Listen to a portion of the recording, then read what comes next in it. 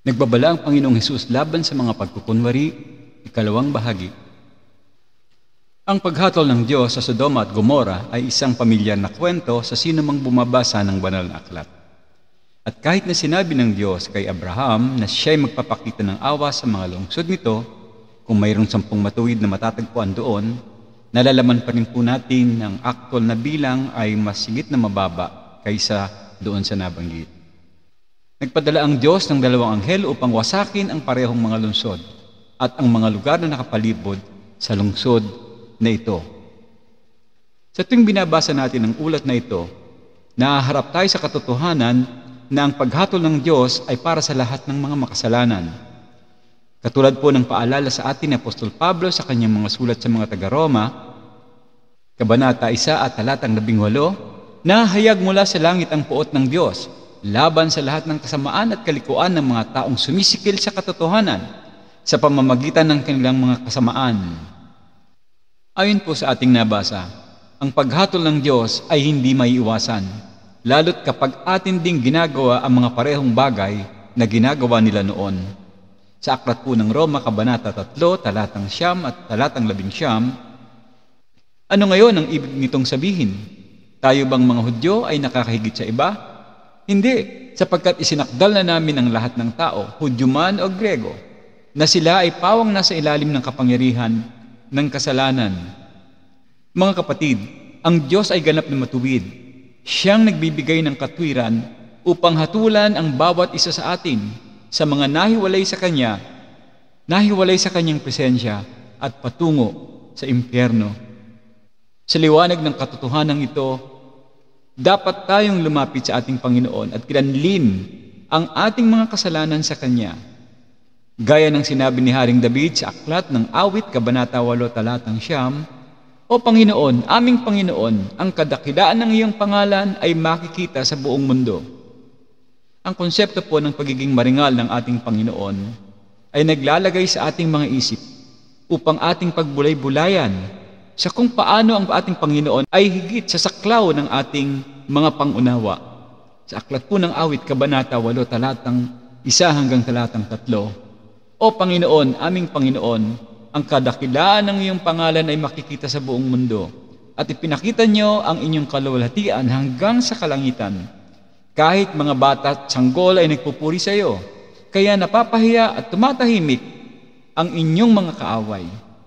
Ngunit mga kapatid, kahit na ang lahat ng ito ay totoo, ang ating Panginoon ay lubos na nagmamalasakit sa atin. Nais niyang lumapit tayo sa Kanya ng may pagpapakumbaba, makita ang katotohanan ng ating mga kasalanan, kilanlin ang ating mga kasalanan sa Kanya ng may tunay na pagsisisi, at maniwala sa Kanya para sa isang kaligtasan na iningatan sa langit, dalisay at walang dungis, ni hindi nasisira at hindi kumukupas. Kapatid, ang landas na dapat mong iwasan ay ang paniniwala na ikaw ay hindi isang makasalanan o hindi naman kaya ikaw ay isang mabuting tao na nagpapahiwatig na kaya mong takasan ang hatol ng Diyos sa anumang paraan. At kapag sinimulan mong isaalang-alang ang iyong pag-iisip sa ibang liwanag kaysa sa idinidikta ng banal na kasulatan, ang iyong sarili ay mapupunta sa rilis ng kapalaran, isang mapanganib na teritoryo para sa iyong kaluluwa. Nalalaman natin na nilalabanan ng Panginoong Hesus ang mga idea ng mga taong nagpapanggap. Mga naniniwala na sila ay matuwid sa paningin ng Diyos bukod sa pagsisisi at sa pananampalataya. Sinabi ng Panginoon sa aklat ni Mateo, Kabanata 7, talatang 13 hanggang talatang 14. Sinabi niya, Pumasok kayo sa makipot na pintuan, dahil maluwang ang pintuan at malapad ang daan patungo sa kapahamakan, at marami ang pumapasok doon. Ngunit makipot ang pintuan at mahirap ang daan patungo sa buhay na walang hanggan, at kakaunti lang ang dumadaan dito. Mga kapatid, ang ating mawaing Panginoon ay nag-aalok tayong iligtas mula sa ating mga kasalanan. Subalit, kailangan muna nating magsisi ng tunay sa ating mga likas na kasalanan, at tayo ay bumaling sa Kanya ng may pananampalataya upang tayo mailigtas sa ating mga kasalanan. Ito po ang tunay na landas upang matigil ang anumang uri ng pagpapaimbabaw sa ating mga buhay. At kasabay noon, ang pagtanggap ng kaloob na buhay na walang hanggan. Naway na pagpala kayo ng ating mensahe sa ngayon.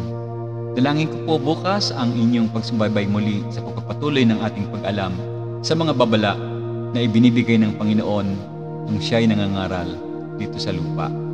Panginoon, patuloy mo pong ipakita sa amin ang iyong katotohanan. Nalalaman po namin, Panginoon, na mas higit mong alam ang aming mga puso. Patuloy mo po kaming bigyan ng liwanag, O Diyos. Patuloy kaming patnubayan. Patuloy mo po kaming akayin sa aming kaligtasan. Sa pangalan ng iyong anak na si Jesus, ito ang aking dalangin. Amen.